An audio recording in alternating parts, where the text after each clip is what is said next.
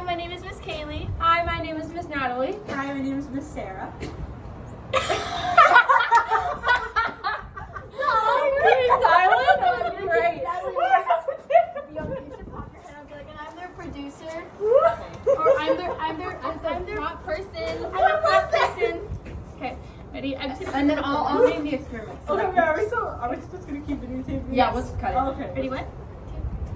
Hi, I'm Miss Kaylee. Hi, my name is Miss Natalie. Hi, my name is Miss Sarah. And I'm the prop person. And our experiment that we are going to be doing today is the density experiment. I'll go ahead and hand it off to Sarah so that you guys can go ahead and learn some of the terms. So for starters, we're going to learn about what density is. And for those of you who are wondering what is density, it is the relationship between mass and volume. And another definition is mass. It is the amount of matter inside of an object. Then So basically, mass is what creates, so everything has mass, and mass is what makes something or something. So Miss Natalie here has mass. Our spoon has mass. My shoe has mass. Everything has mass.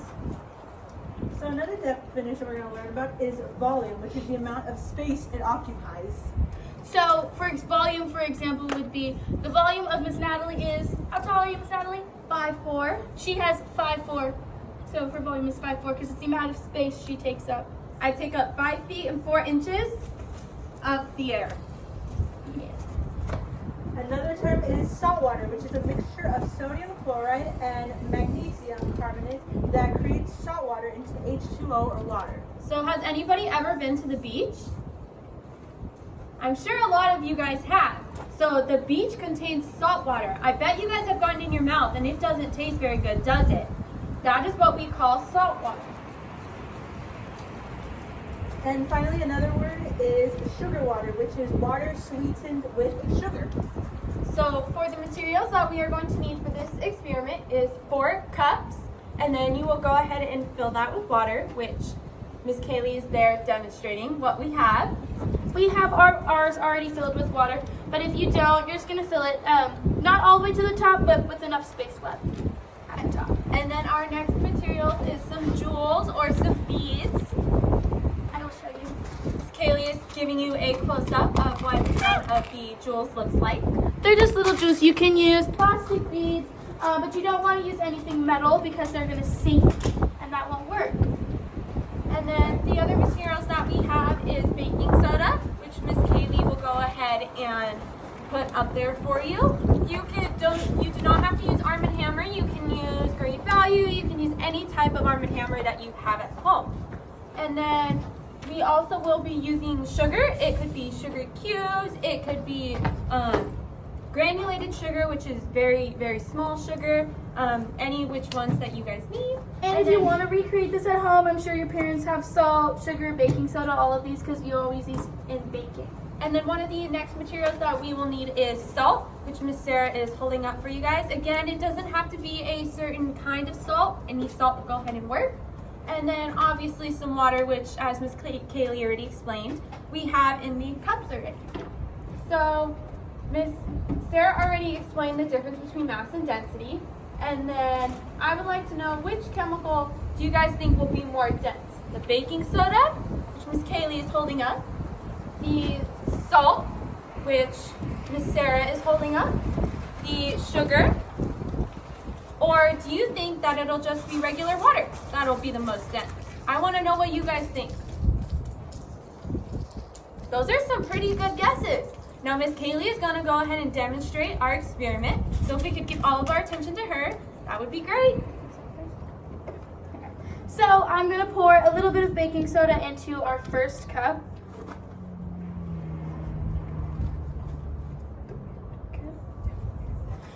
Not too much, but you want it enough to change the color. So if you look at your original cup, it's clear like normal water, and when we have the baking soda, it looks a little bit foggy. All right, and now I'm going to add the sugar to our next cup.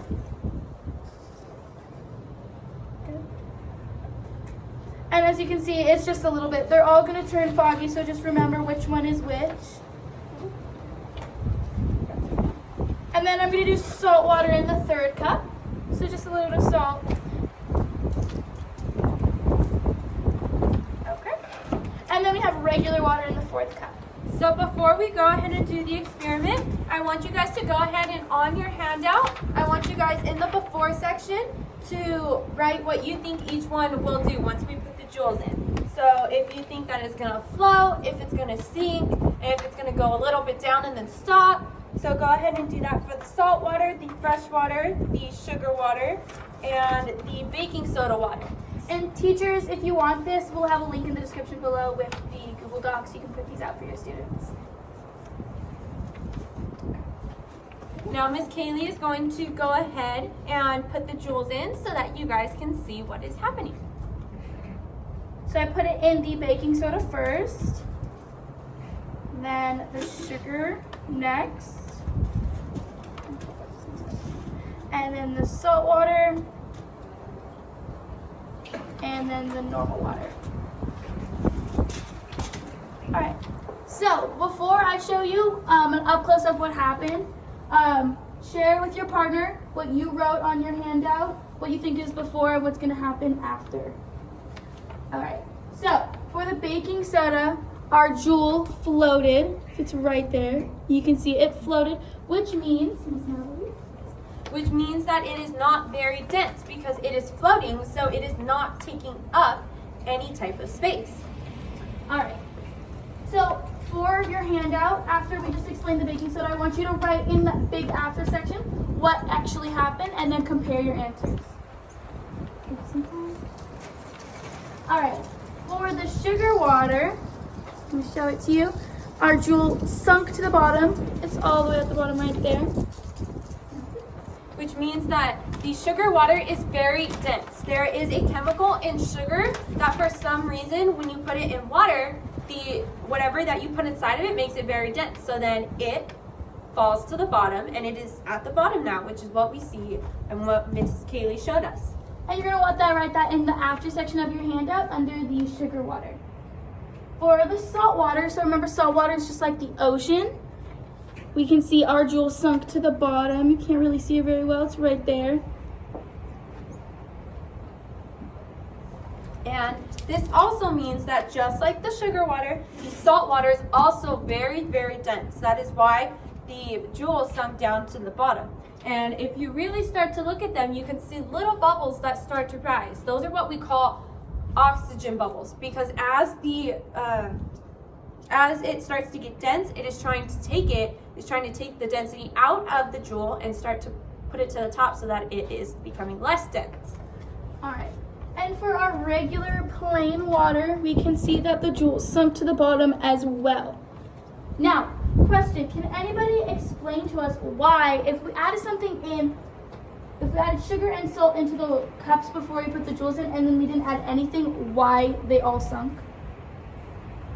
Those are great answers. Miss Natalie is going to explain why.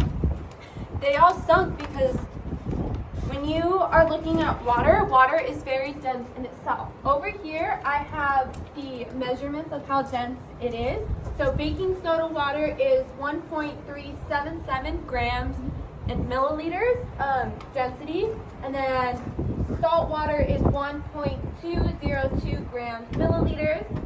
Sugar water is 1.06 grams milliliters, and water down at the very bottom is 0.9998395 grams milliliters density. So that means that based on these calculations, our baking soda water is the most dense, while our regular water is the least dense.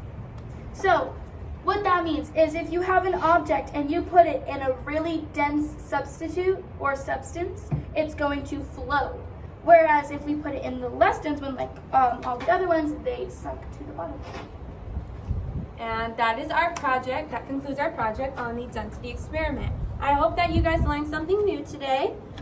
And if you guys didn't have a chance to go ahead and fill out the rest of your handout, you guys can go ahead. And teachers, as Ms. Kaylee has said before, the handouts, the link for the handout will be in the description box, so you guys can go ahead and print it out for your class. Thank you. Have a great day.